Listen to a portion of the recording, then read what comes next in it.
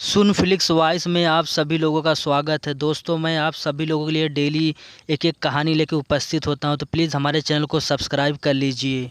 कौन थी क्षमा जिसने रविकांत के जीवन में बहार ला दी थी?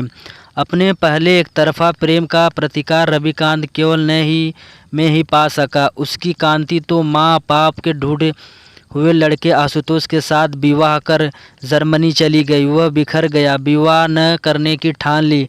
माँ बाप अपने बेटे को कहते समझाते 4 साल के अंदर दिवंगत हो गए। कांति के साथ कॉलेज में बिताते हुए दिनों की याद भुलाए नहीं भूलती थी, यह जानते हुए भी कि वह निर्मोही किसी और की होकर दूर चली गई है। वह अपने मन को उससे दूर नहीं कर पा रहा था। कॉलेज की 4 साल की दोस्ती में वह उसे अपना दिल दे बैठा था। कई बार कोशिश करने के बाद रविकांत ने बैठी कठिनाई से सकुचाते झिझकते एक दिन कांति से कहा था, मैं तुझसे प्रेम करने लगा हूँ और तुम्हें अपनी जीवन संगिनी के रूप में पाकर अपने को धन्य समझूंगा। जवाब में कांति कहा, रवि, मैं तुम्हें एक अच्छा दोस्त मानती हूँ और इसी नाते से मैं तुमसे मिलती जुलती रही। मैं तुमसे उस तरह का प्रेम नहीं करती हूँ कि मैं तुम्हारे जीवन संगिनी बन सकूं। विवाह की बात तो मैं तुम्हें यह भी बता देती हूँ कि मैं शादीशुदा तो अपने माँ बाप के मर्जी और उनके ढूंढे हुए लड़के से ही करूँगी। अब चूँकि तुम्हारे विचार मेरे प्रति दोस्ती से बढ़कर दूसरा रुख ले रहे हैं, इसलिए मेरा अनुरोध है कि तुम भविष्य में मुझसे मिलना जुलना छोड़ दो और हम दोनों की दोस्ती को यहीं ख़त्म समझो। उसके बाद कांति फिर कभी रविकांत से नहीं मिली। रविकांत भी यह साहस नहीं कर सका कि उसके माता पिता से मिलकर कांति का हाथ उनके मांगता, क्योंकि उसकी आखिरी मुलाकात के दिन उसे कांति की आंखों में प्यार तो दूर सहानुभूति तक नज़र नहीं आई थी। रविकांत ने खुद को प्रेम में असफल समझकर ज़िंदगी को बेईमानी, बेकार और बेरौनक मान लिया।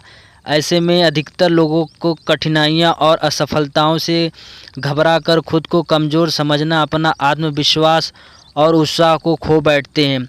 रविकांत अब 50 पार कर चुके हैं। उनके कनपटी के बाल सफ़ेद हो चुके हैं, आंखों पर चश्मा लग गया है। इतने सालों तक एक ही कंपनी की सेवा पर पूरी निष्ठा से लगे रहे तो अब वह जनरल मैनेजर बन गए हैं। कंपनी से मिले हुए उनके फ्लैट के सामने वाले फ्लैट में कुछ दिन पहले ही शोभना नाम ही एक महिला अपनी 24 साल की बेटी क्षमा के साथ किराए पर रहने के लिए आई।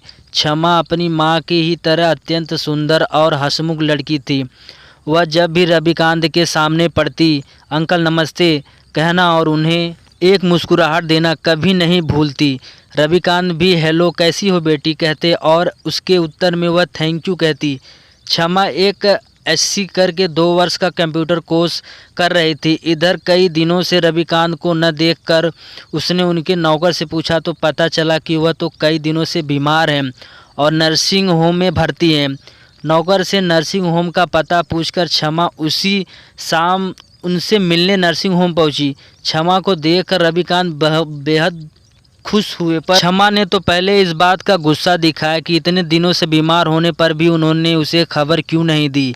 वह तो हमेशा की तरह यही सोचती रही कि आप कहीं टूट पड़ गए होंगे। क्षमा की झिड़की वे चुपचाप सुनते रहे। मन में उन्हें अच्छा लगा। क्षमा काफ़ी देर तक उनके पास बैठी उनका हालचाल पूछती रही। रविकांत ने जब बताया कि वह एक ठीक है और कुछ ही दिनों में उन्हें नर्सिंग होम से छुट्टी मिल जाएगी, तभी उसके प्रभावशाली रुकी। घर वापस लौटते समय वह उन्हें जल्दी से जल्दी अच्छे होने की शुभकामना देना नहीं भूली। क्षमा अब रोज़ शाम को रविकांत को देखने नर्सिंग होम जाती। रविकांत का भी मन बहुत बदल जाता था। वह बड़ी बेसब्री से उसके आने की प्रतीक्षा करते। उसके आने पर वे दोनों विभिन्न विषयों पर बहस करते और हंसते हुए बातचीत करते रहते। 2 घंटे कितनी जल्दी गुजर जाते पता ही नहीं चलता। जिस दिन रविकांत को नर्सिंग होम से छुट्टी मिली, क्षमा उन्हें अपने साथ लेकर उनके फ्लैट पर आई। अगले दिन रविकांत अपनी ड्यूटी पर जाने लगे तो क्षमा ने यह कहकर जाने नहीं दिया कि आज आप आराम करें और फिर कल तरोताज़ा होकर काम पर जाएं। अगले दिन शाम को जब रविकांत देर से वापस लौटे तो उनके आने की आहट सुनकर उसने दरवाज़ा खोला, नमस्ते की, साथ ही देर करने की उलाहना भी दिया। सप्ताह में 1 से 2 बार क्षमा उनके बुलाने पर या खुद ही उनके फ्लैट में जाकर घंटे डेढ़ गप लड़ाती। नौकर थोड़ी देर में चाय दे जाता। चाय की चुस्कियां लेते हुए वह अपनी बातें चालू रखते, जो अक्सर अन्य विषयों से सिमट कर अब कॉलेज, ऑफिस, घरेलू या निजी बातों पर आ जाती थी। क्षमा ने एक दिन पूछ ही लिया, अंकल आप अकेले क्यों हैं? आपने शादी क्यों नहीं की? आपको साथी की कमी महसूस नहीं होती क्या? आपको अकेले घर काटने को नहीं दौड़ता? नौकर के हाथ का खाना खाते खाते आपका जी नहीं उबलता? रविकांत ने अपने पिछले प्रेम का जिक्र करते हुए कहा, क्षमा हम सब नियति के हाथों की कठपुतली हैं, जिसे वह जैसा चाहते हैं नचाते हैं। अकेलापन तो मुझे भी बहुत काटना है, पर मैं अपने आप को ऑफिस के काम में व्यस्त उसे भगाया रहता हूँ। मुझे खुशी है कि अब मेरा कुछ समय तुम्हारे साथ हंसते बोलते कट जाता है। तुम्हारे साथ बिताए ये क्षण मुझे अब भाने लगे हैं।